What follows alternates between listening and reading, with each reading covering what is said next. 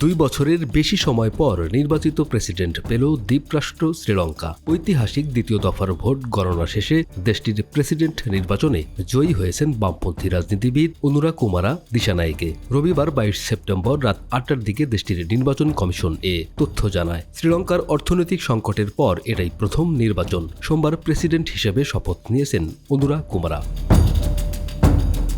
কমিশনের ঘোষণা অনুযায়ী দিশানায়েকে 42.31% ভোট পেয়ে প্রেসিডেন্ট নির্বাচিত হয়েছেন। তার নিকটতম দুই প্রতিদ্বন্দ্বী বিরোধী দল সঙ্গী জন বালাওয়াগার এসজেবি নেতা সাজিদ প্রেমাদাসা পেয়েছেন 32.76% ভোট। মাত্র 17% ভোট পেয়েছেন ক্ষমতাসীন প্রেসিডেন্ট রনিল বিক্রমাসিংহে। নির্বাচনের বাইরে সম্প্রতি একটি প্রশ্নই সবার মাঝেই ঘুরপাক খাচ্ছে, কে এই অনুরা কুমারা দিশানায়েকে? শ্রীলঙ্কার নতুন এ প্রেসিডেন্টের পুরো নাম দিশানায়েকে মোদিয়ান সেলাগে অনুরা কুমারা দিশানায়েকে। দেশটির রাজধানী কলম্বো থেকে প্রায় 170 কিলোমিটার দূরে অনুরাধাপুরা জেলার থাম্বুতে গামা গ্রামে 1968 সালের 24 নভেম্বর এক নিম্ন মধ্যবিত্ত পরিবারে তার জন্ম। বাবা ছিলেন একজন দিনমজুর ও মা গৃহিণী।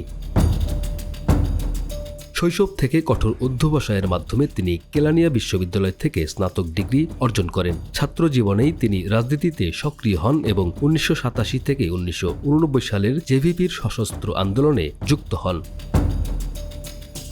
1995 সালে দিশানায়েকে জেভিপির কেন্দ্রীয় কার্যনির্বাহী কমিটিতে যোগ দেন এবং 2000 সালে জাতীয়তাবাদী তালিকা থেকে সংসদ সদস্য নির্বাচিত হন।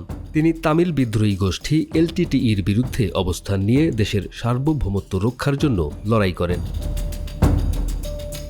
এদিকে বৌদ্ধ ভিক্ষুদের সমর্থন নিশ্চিত করতে দিশানায়েকে সংবিধানের 9 নং অনুচ্ছেদের প্রতি নিজস্ব সমর্থনের কথা জানিয়ে বলেন, এই অনুচ্ছেদে কোনো পরিবর্তন আনার প্রচেষ্টা তার দল প্রতিরোধ করবে। দিশানায়েকে 1987 সালের ভারত শ্রীলঙ্কা চুক্তির তীব্র সমালোচনা করেন। এছাড়াও তিনি ভারতীয় সম্প্রসারণ বিরোধী অবস্থান গ্রহণ করেন এবং কাসাথিবু দ্বীপকে ভারতকে ফেরত দেওয়ার যে কোনো প্রচেষ্টার বিরোধিতা করেন।